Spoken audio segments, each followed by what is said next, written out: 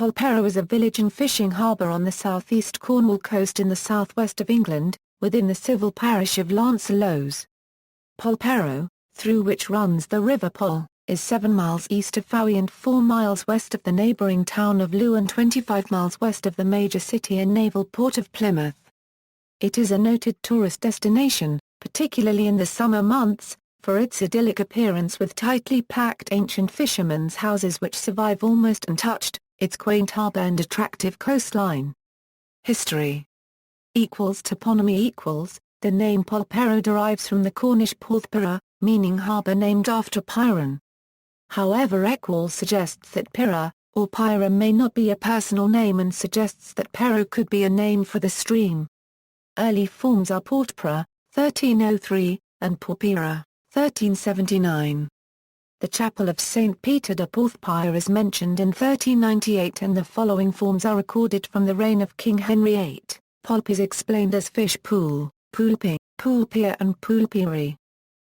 Early history Polperro, since medieval times, fell under the jurisdiction of two ancient and separate manors, those of Raphael in the parish of Lansallos, west of the River Pol which runs through the middle of the village, and Killigarth to the east in the parish of Talland, mentioned in the Domesday Book. As early as the 13th century Polperro was a recognised fishing settlement and its first known record is in a royal document of 1303. Later history The date of the building of Polperro's older quay is uncertain but Jonathan Couch considered that it is either the one mentioned by John Leland or one built upon the same site. It was probably built under the patronage of the Lord of the Manor of Raphael who owned the harbour and its rights. Polperro's newer quay, also of unknown antiquity, is sited almost on an east-west alignment a little further out to sea. It was built before 1774 when it suffered much damage in a storm, following which Thomas Long, of Penheal and Lord of the Manors of Raphael and Lansallos, paid for its repair. Parts of the harbour were rebuilt after destruction by a violent storm on 19 and 20 January 1817, when 30 large boats, 2 seiners and many smaller boats were destroyed with many parts of the village including the green and peat rock were consumed by the sea waters and a number of houses were swept away. The damage was estimated at £2,000 but no lives were lost. This storm, with hurricane-force winds, caused damage to property from Plymouth to Land's End. The fishing boats at Polperro were Eurocubed shared in the common calamity and exposed the unhappy sufferers to distress from which the industry of years can scarcely be expected to relieve them Eurocubed. In November 1824 the worst ever storm occurred, 3 houses were destroyed, the whole of one pier and half the other were swept away and nearly 50 boats in the harbour were dashed to pieces. Of the 6 boats that survived, only one of which was a gaffer. Polperro's new pier was designed to afford better protection for the future. The East Indiaman Albemarle was blown ashore with a valuable cargo of diamonds, coffee, pepper, silk and indigo on December 9, 1708 near Polperro. Jonathan Couch was the village doctor for many years, and wrote the history of the village as well as various works of natural history. The History of Polperro, 1871, was published after his death by his son, Thomas Quiller Couch, with many abridgments since. Couch contributed 2 series of articles to the periodical Notes and Queries, The Folklore of a Cornish Village 1855 and 1857, and these were incorporated in the History of Polperro, to which he also contributed a sketch of his father's life. The welfare of the fishermen and the prosperity of the fisheries were in his care together with his medical and scientific work. Polperro's beauty has long been a magnet for artists. The celebrated Czech painter Oskar Kokoschka, upon discovering Polperro, spent a year in the village between 1939 and 1940. Smuggling Smuggling is understood to have prospered since Polperro developed as a port in the 12th century. It reached its zenith in the late 18th century when Britain's wars with America and France precipitated the high taxation of many imported goods, making it worthwhile for the local fishermen to boost their income by the cover importation of spirits, tobacco and other goods from Guernsey and elsewhere. By the late 18th century, much of the success of the smuggling trade through Polperro was controlled by Zephaniah Job, a local merchant who became known as the smuggler's banker. A more organised Coast Guard service was introduced in the 19th century together with the deterrent of stiff penalties, leading to much less smuggling. Part of the southwest coast path was originally used by revenue officers as they patrolled the coast in search of smugglers. Whilst the southwest coast path is maintained by the National Trust, the foreshore belongs to the Duchy of Cornwall. Robert Jeffrey on Commander Warwick Lake's HMS Recruit, Robert Jeffrey, a Polperroite, was found to have stolen his midshipman's beer, and Lake, in a fit of pique, ordered him to be marooned on the island of Sombrero. Jeffrey was born at Fowey but moved to Polperro before joining the Merchant Navy and then being press-ganged into the Royal Navy. Some months later, Lake's commanding officer Sir Alexander Cochrane learned of what had happened and immediately ordered Lake to retrieve Jeffrey. When Recruit arrived at Sombrero, Jeffrey could not be found. Eventually the story got out and Lake was discharged from the Royal Navy by court-martial for his actions. As it turned out, Jeffrey had been rescued by an American ship and was discovered in Massachusetts 3 years later, working as a blacksmith. He was repatriated to Britain and awarded compensation.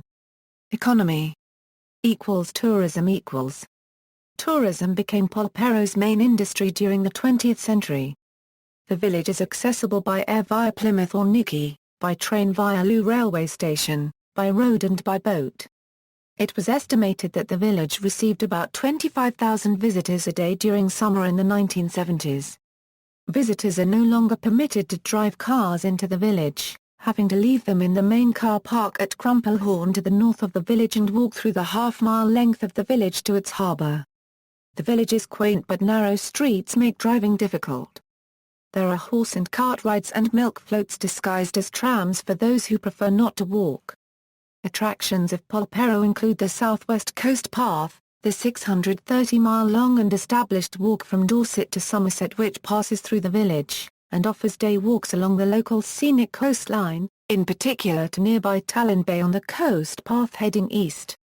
Westwards, the path passes 3 large beaches en route to Fowey, Lansallos Beach, Lantivet Bay and Lantic Bay.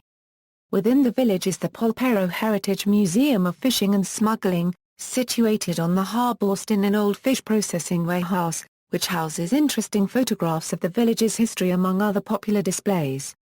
Guided walks are available in the village, and boat trips can be taken from the harbour to view the coastline which can offer sightings of dolphins and seals.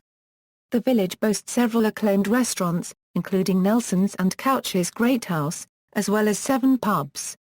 A holiday and caravan park is situated outside the village to the northeast at Carey Park. Fishing Fishing was traditionally the principal occupation of Polperro families. For centuries the village has been a pilchard fishing and processing port. Fish are drawn for feeding off the South Cornwall coast in late summer, bringing rich pickings for local fishermen. Once ashore, the fish were salted and pressed and the oil was collected as a byproduct and used for heating and lighting. Polperro pilchards were exported throughout Europe. Shoals of these fish diminished in the 20th century and pilchard fishing died out as Polperro's mainstay in the 1960s. However, approximately 12 commercial fishing vessels still operate from the harbour catching flatfish, scallops, crabs, monkfish, ray, pollock, bass and cod. Fresh fish and seafood are available for purchase at the quayside from time to time. Festivals Other than traditional festival days, the Polperro Festival has been held annually since 1996, being a community festival run by volunteers beginning on the 3rd Saturday in June which helps to promote business for the village. It started as an arts and crafts festival, and has developed to include live music of many genres, dance, street entertainment, theatre and children's entertainment. Most of the entertainment centres on Big Green, the village square, and for the last few years under a covered marquee. After 9 p.m., for noise considerations, the festivities at Big Green disperse elsewhere. Notable buildings. Couch's house in Lansallos Street was home to naturalist and physician, Jonathan Couch, and before him of many generations of the Quilp family who became prosperous through the proceeds of smuggling and buccaneering. Polperro's War Memorial is some distance outside the village on the coast path towards Talland. Also, tucked away in the village's winding streets, is a house clad entirely in shells, known colloquially as the Shell House. Church is situated in the Anglican Diocese of Polperro, although a small village, is served by two Church of England parishes divided by the River Pol, Lansallos to the west and Talland to the east. The 19th-century Anglican Chapel of St. John, a chapel of East Talland Parish Church, stands in the village but no longer conducts services. John Wesley preached in the village in 1762 and 1768. By 1792 it was possible to build a large chapel accommodating 250 people, and Methodism flourished in Polperro during the 1800s. Scalada Abbey, a Roman Catholic monastery, is located off the road to Looe, just outside the village. Folklore: Polperro has many legends, including that of the ghost of Willie Wilcox, who was reputed to be a smuggler and disappeared whilst hiding in the beach's labyrinthine caves. Another less well-known legend relates to the spirit of the forest. This apparition is said to come down from the woods above the village and leave sweetmeats at the threshold of homes of the deserving. This is said to happen during times of great economic hardship and foretells immense good fortune for the recipient. It was last reported during the Second World War. The combined pagan myth of the spirit of the forest or green man and the Jewish tashlich came about in the mid-13th century, probably influenced by the Knights Templar on returning from the Crusades. Another reference possibly stems from the times of Zephaniah Job. It relates to an ancient Jewish practice called tashlich. This is a ritual that many Jews observe during Rosh Hashanah. Tashlich means casting off in Hebrew and involves symbolically casting off the sins of the previous year by tossing pieces of bread or another food into a body of flowing water. Just as the water carries away the bits of bread, so too are sins symbolically carried away. In this way the participant hopes to start the new year with a clean slate. It is considered exceptionally propitious to cast the offerings left by the spirit into the sea or nearest river. Particularly blessed are those who work with water or bear the name of a water creature. Science: in the late 19th century, Sir Francis Galton conducted a study of fingerprints at Polperro. He chose the village because of the prevalence of intermarriage amongst its inhabitants, being only accessible from the sea or by coastal path at that time. His findings helped to advance criminology and sociology and include extensive genealogies of local families which are held at the College of Arms in London. Notable residents: Donald Adamson, author and historian; Angela Brazil, novelist; Anyan Cook, illustrator for Enid Blyton; Jonathan Couch, naturalist, physician and antiquary; Walter Greenwood, novelist, lived in Polperro briefly during the 1930s and founded the production company, Green Park Productions, there in 1938. Zephaniah Job, the smuggler's banker; Oskar Kokoschka, artist; Richard and Judy, television presenters, live at Talland; Rita Tushingham, actress, lived in the village in the 1970s. Hugh Walpole, aristocrat and novelist.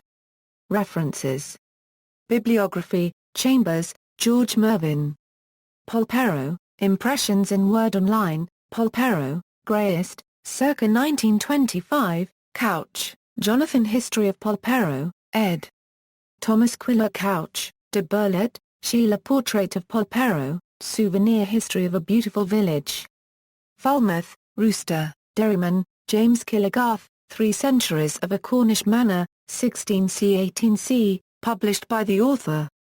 External links: Polperro at DMOZ, Cornwall Record Office. Online catalogue for Polperro, www.polperro.co.uk.